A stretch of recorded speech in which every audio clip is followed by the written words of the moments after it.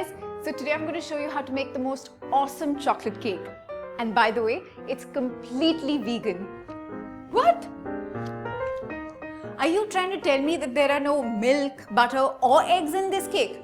That's right, there's no butter, eggs or milk in this cake. You know what? She just never believes me, but I'm going to show you how to whip up this beauty. Let's see. I'm going to start by getting this cake pan ready. I'm going to use a loose bottom cake pan, and it's really important to use this loose bottom cake pan because the cake is going to end up being really moist and tender, and to turn it out of a regular cake pan is going to be a bit of a problem. So a parchment paper lined cake pan will just work out much better. I'm greasing this pan and the parchment paper with some oil. Normally you would use butter to grease a cake pan, but this is a vegan cake, remember? So there's no butter in this. I'm using oil instead. You can use either canola or sunflower oil to grease the pan. Really, the idea is to use a neutral flavored oil so that the oil doesn't leave its own strong flavor in the cake. So this is my biggest secret when I bake a chocolate cake, is that I dust the pan with some cocoa powder instead of using regular flour. This way the cake will slide out more easily, plus you won't get any white specks on the cake. I've just got the oven preheating to 190 degrees Celsius, and here's some lukewarm water. Lukewarm, not boiling, you should just be able to stick your finger in it comfortably. And I'm adding it to half a cup of cocoa powder. I'm just going to whisk it to get the lumps out.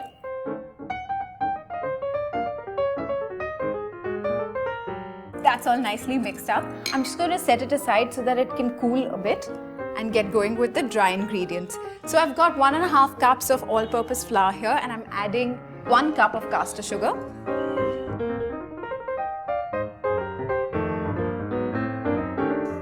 I'm adding 3/4 teaspoon of baking soda, half a teaspoon of salt, and just whisk it all together. You want all the dry ingredients nicely mixed up together and evenly distributed. Now, as much as is possible, make a well in the center of the dry ingredients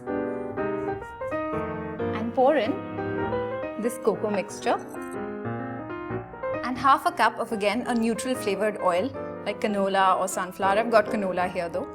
And a teaspoon of vanilla extract. Now just whisk all of this together. Again, no hand mixer or electric beater required. You can just use a regular balloon whisk and whisk all of this together till there are no lumps. There's no problem of overmixing or overbeating this batter because there are no eggs in this batter, or butter for that matter. Just beat it to get the lumps out. I reckon this works. Now for my secret ingredient in this batter, I'm going to add 2 teaspoons of plain white vinegar. This plain white vinegar is what's going to combine with the baking soda in the batter to give the cake the rise that it requires.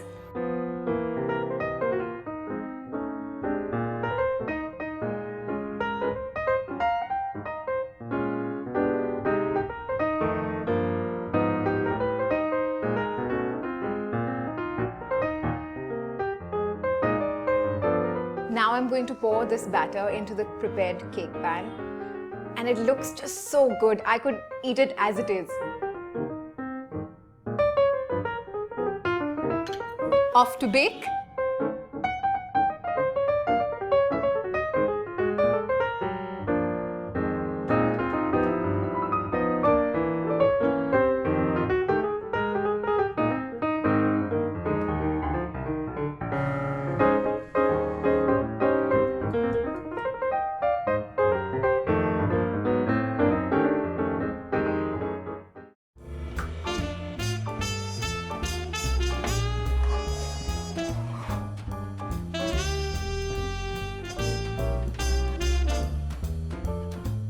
So the cake takes generally about 30 to 40 minutes to bake, and now I'm going to let it cool on this wire rack for about 20 minutes.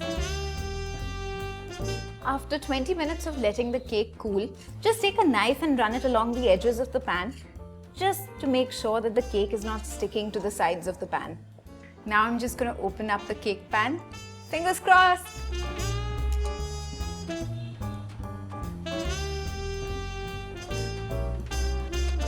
I'm gently taking the bottom off to let the cake cool completely. And in the meantime, I'm going to make the chocolate glaze. So I've got 50 grams of chocolate that I've melted and cooled slightly. Just this glossy chocolate. And I'm adding 1/3 cup of sifted icing sugar.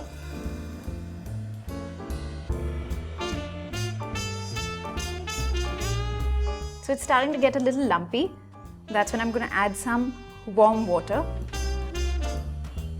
And just make sure that this is warm water, and again, not boiling water or anything. Now I'm just adding the rest of the icing sugar. Just work quickly to whisk it.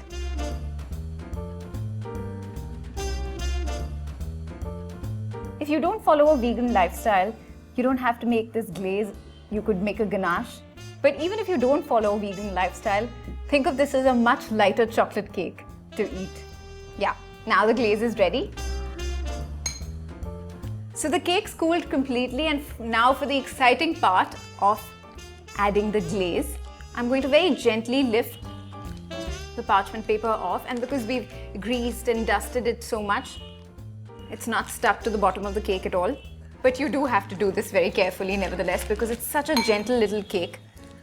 This is going to be so awesome. Now I'm just going to pour all of the glaze, which has been cooled, on top of this cake. Just watch that. Oh my god. Just get all of that there. And use an offset spatula to just spread it around.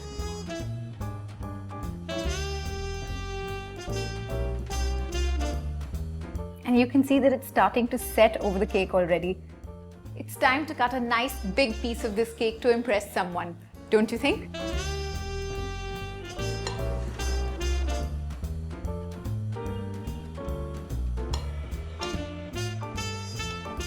It's a very moist crumbed cake, so you just have to be a little careful that you don't break it when you pull it out. Look at that.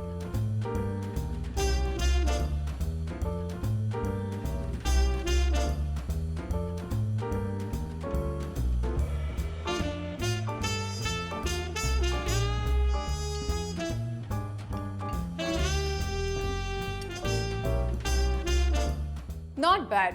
You're getting good at this. See? I told you.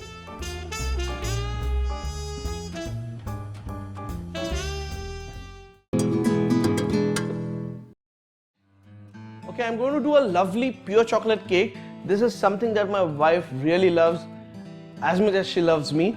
So this is for her. I've got a nice chocolate sponge, an eggless chocolate sponge. You get these days in the supermarket. This is a small, or let's say a ½ kilo chocolate sponge. So I'm going to divide it now into equal 3 layers. That's the first. What I need is a serrated knife, one hand here, and very lightly, don't push, don't be rigorous, very lightly.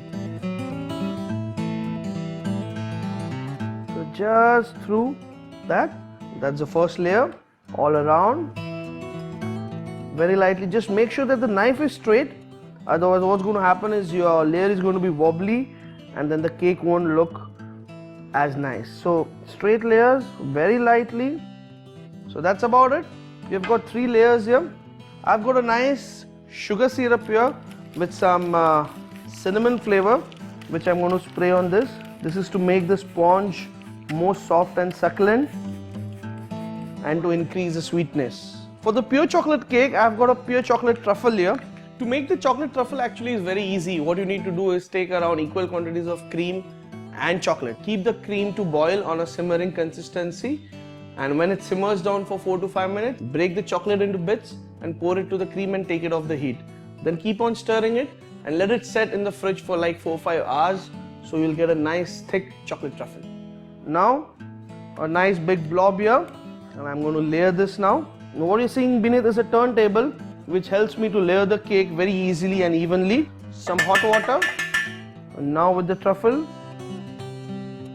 just spread it all around the cake this way.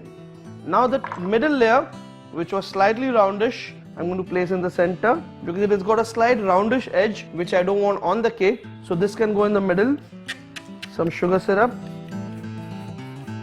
Once again with my lovely truffle all around.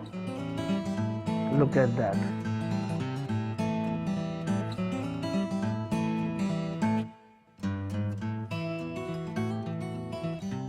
So this was my second layer actually in the sponge, which now I'm putting on top upside down like this. Some sugar syrup once again, just enough to soak the sponge but not excess that it starts dripping out. Some hot water and truffle once again on top, spread evenly from center towards the outer rim, and look at the turntable. And then whatever the excess chocolate here, just take it off and very delicately along the sides so that they get a smooth edge. And for the top bit, just make sure that the surface is flat.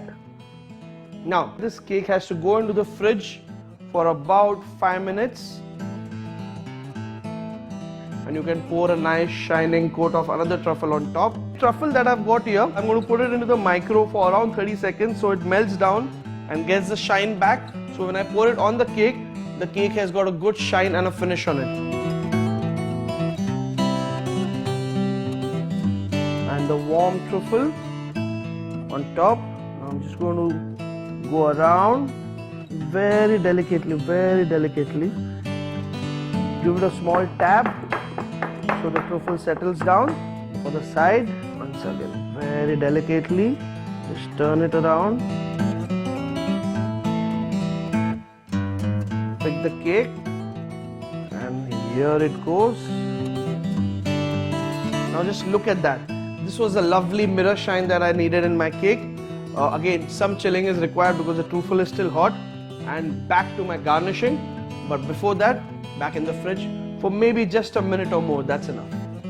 Now for the garnish, I've got some nice disposable piping bag here, and I've got a star nozzle going into it, and the truffle that I had previously used, which is a thicker one, in it goes.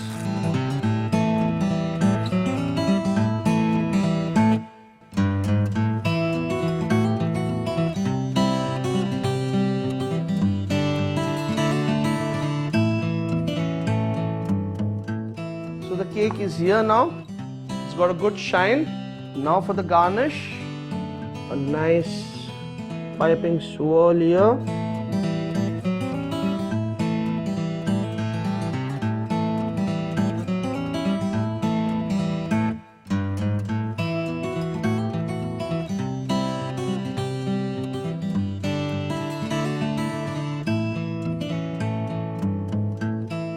Lovely. So we are almost there. The cake is ready. The truffle is on. We have piped a lot of chocolate truffle on it. It's time to garnish it. Look at that nice solidified garnish with my triangles. You can use any actually. It's up to you. But just making sure that all the garnishes are in one direction. So the twirls in the center.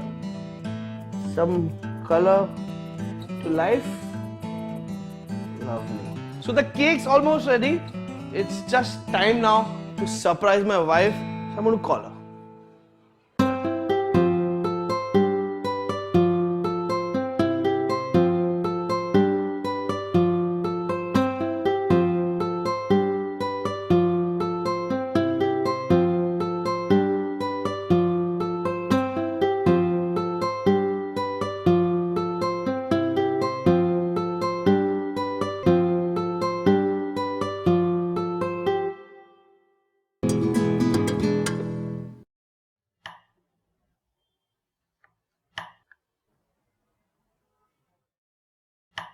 Hi everyone. So Valentine's Day is around the corner and you can see me with chocolate here. I'm going to make something special for Valentine's Day, and it's going to be a smooth and velvety chocolate mousse. So of course we're going to start with some chocolate, and I've cut it up into tiny pieces here because that'll just make it so much easier for it to melt. I'm going to use a double boiler to melt the chocolate today, and I'm using 225 grams of dark chocolate. So I always find that for chocolate mousse, using a double boiler method is always more reliable.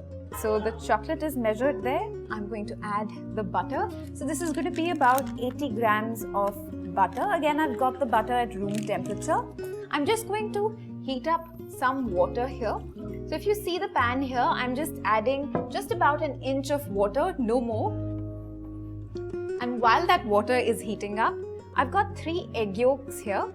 And this recipe takes about 50 grams of sugar, caster sugar, and I'm just going to add about half of that caster sugar to the egg yolks here and just whisk this up. Okay, so that's whisked up and the water is warm, and very carefully now I'm just going to lift this bowl and hold it over this. Just remember, at no point must the bottom of this bowl touch that hot water, because then the chocolate can burn. So now I don't have the most comfortable bowl situation happening here. So what I'm going to do is that every once in a while, I'm just going to pick up the bowl from here and stir the chocolate and the butter together. So, a bigger bowl would have just been ideal here, but I've never let not having the right equipment stop me from making a recipe. Least of all a chocolate mousse, right? So melting chocolate is a labor of love, but it's so worth it. Just look at it. It's shiny and glossy, and I'm going to set it aside now. And now I'm going to move very quickly. These are the egg yolks that I had whisked earlier. I'm going to add a tablespoon of cocoa powder. And now this is not going to whisk very evenly because it's not warm. I'm going to place it over this bowl, again over the double boiler, and constantly whisk this because I want it to thicken but not cook. I don't want scrambled eggs.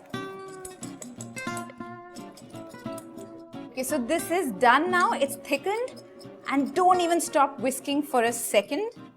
Take this off the heat, and while you're whisking this, just add this and continue whisking.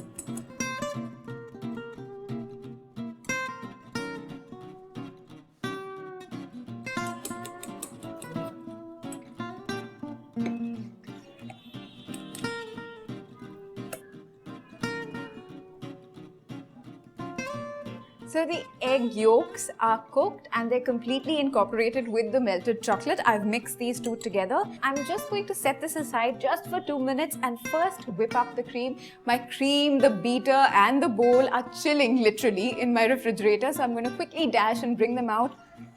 I'm going to start whipping the cream now.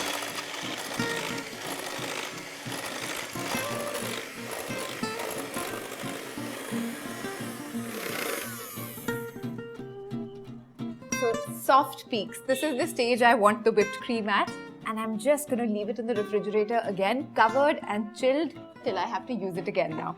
And what am I going to do in the meantime? I'm going to beat the egg whites to stiff peaks.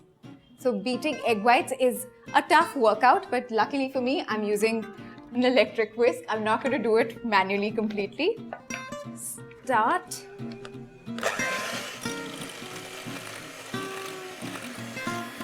Just as I see this fluffing up, I'm going to stop and add a pinch of salt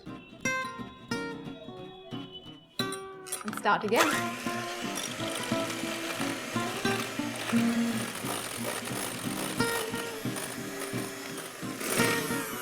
So you remember the other half of the caster sugar that we had left? I'm just going to add it in batches to this and continue whisking. Yeah. Should we do the stiff peak test? Yay! It's not falling! So this is now beaten to stiff peaks, and now I'm going to fold the chocolate mousse together. Okay, the cream is nice and chilled, and now I'm just going to start folding everything together.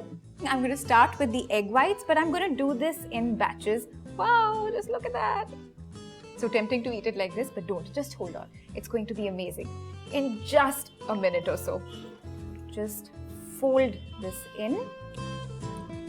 And when you're folding the egg whites or even the whipped cream, just always remember, do this in one direction. Otherwise, we're just going to end up losing all the air that we've worked so hard to beat into both of these things.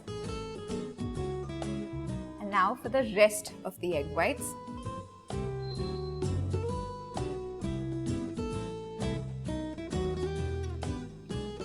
the egg whites are completely folded into the chocolate mixture and it's nice and fluffy. Now I'm going to start folding in the whipped cream, but I'm only going to use about 3/4 of it. The rest I'm going to save for the garnish.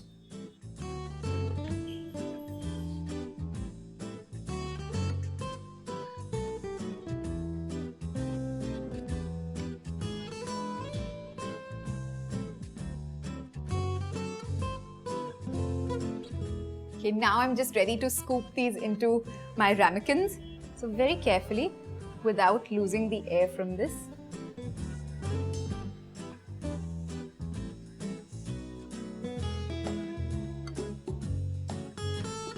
Clearly I don't believe in any small helpings of chocolate mousse. Not when I've worked this hard to make it. This is so yum, I can't resist trying it right now. But I'm going to cover this up with some cling film and leave it in the refrigerator for at least for a few hours now. So you need to let this chocolate mousse chill for at least 3 to 6 hours. It depends entirely on your refrigerator. And at the end of that time, you're going to have something that looks like this.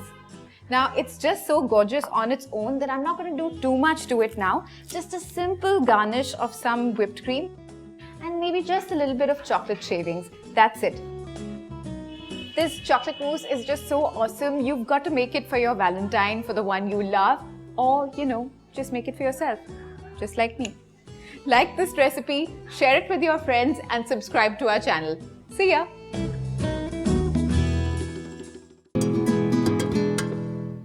I'm going to show you some lovely stuff. Let's start with some chocolates. Today is a dessert day. I'm in the mood for sweets, so we're going to do a lot of sweets. First of all, I'm going to show you how chocolate garnishing is done. It looks beautiful and looks very complicated, but it isn't actually. What I've got here is I've got a white compound chocolate and I've got a dark compound chocolate, so two colors. What I'm going to do now is basically melt it a little in my microwave. If you don't have a microwave, you can always melt a chocolate on a double boiler, which means you have a pan of hot water. At the base, you keep another vessel on top and you melt it. But mind it, never heat chocolate directly on a gas or an open flame. So I'm going to do this in a micro. So I've melted both the chocolates for around 40 seconds at medium heat. What happens is if you do it on full power, there are chances that the white chocolate might turn tough or have granules. Once it's half melted, the residual heat in the chocolate will melt the rest of it. And always remember, it's always difficult to melt white chocolate than dark chocolate because it solidifies very quickly. Same with the dark chocolate, and the whole of the chocolate is now melting with the residual heat in the chocolate. So this is what we are looking at, some nice shine in the chocolate. So for the garnish, what I need is some plastic sheets. They're also called as OHP sheets. I'm going to cut them into two. So that's it. Now let's take some parchment paper and I'm going to make a cone of it. I'm going to pour in some white chocolate in it now. Look at that, a steady stream of white chocolate. I'm going to fold the cone now. Just take the tip off the piping bag. That's it. You can have any design that you like. For example, this is one. This is two.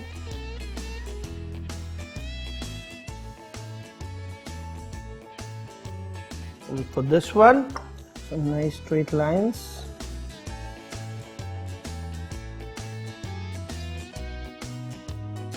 Now you can see as soon as I have poured my white chocolate, it's almost solidified, as in it's not dropping. So now you have to make sure that your dark chocolate that you're going to pour on it is not hot. Now why that? Because if it is hot, then it's going to melt down the white chocolate as well. So now I'm going to pour the dark chocolate over. Nice and even on all three. And look at the shine still, what I was talking to you about. I'm going to take a palette knife. I'm just going to spread this out a bit. I'm just spreading it evenly. So that's our first one. So let me lift this up, put it across here. Now you have to be slightly quick with this one before the chocolate solidifies. Look at that, even spreading, nice shine on the chocolate. Wow.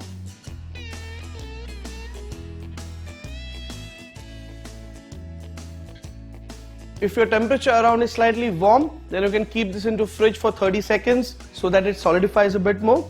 But if the temperature is nice, I mean not too warm, the chocolate will start holding right away, as you can see here. So let me just take this out once again.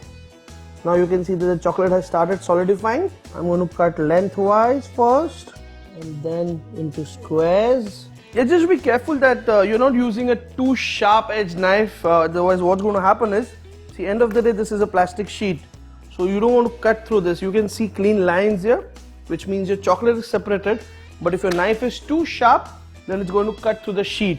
So while applying pressure as well, make sure that you're not cutting through the sheet, it's just the chocolate that is getting cut like this.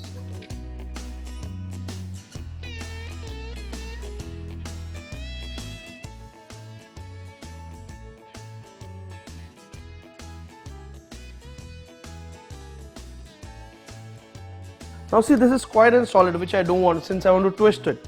So now a little bit heat will do on it. Now what? You can't put this back into the micro because it's going to melt. I've got an oven inside, so I'm going to leave this chocolate near it for, let's say, around 30 seconds so it kind of melts, not totally, but just gets soft so I can twist it. So near the oven. So now for the third one, I'm just cutting roundels. You can use any cutter. So you'll get some round, nice cutters. If you want to cut it into half, you can do that. So these two are now going to get into the fridge so that they solidify and they leave the sheet, so we get nice garnish for multiple uses. Let me also get back the one that I've kept near the oven. So now you can see when I had got in, this was nice and solid, but once I've kept it near my oven, which is a hot area, it's again got slight softer. Not that soft that it is melting, but soft enough for me to work with it. Now I'm just going to twist it like this, lovely. So I've got a roll of it and I'm going to show you what happens when I take it out. Once again in the fridge for a couple of minutes, and let's see what happens after that. Two sheets now are out of the fridge, and now is the time for some magic. So the sheet is out now and we have got some lovely chocolate garnish. Look at that. So that's our first garnish, and mind you, you can use even these because they look really random and nice on a cake, non-conventional, totally. So that is the first one. So we have got the second garnish in triangles, that's the one, and now the third one is going to break slightly, don't mind. So this is out, and now look at that. So these are the twirls that I was looking for. So we have got three garnishes. We have got the curl here, we have got the semicircles and the roundels, and the third one I've got is triangles. So how simple it was. They've got multiple uses. You can use them on a cake, you can use them on a pudding, you can use them if you're making a tiramisu, cupcakes, you name it, and you can use this. Now what you need to do is, once they are done, keep them in a small airtight container like a plastic container, and they will stay good for 6 months in the fridge. You don't need to worry about. Whenever you need one, just pick and garnish your dessert. For now, they go back into the fridge.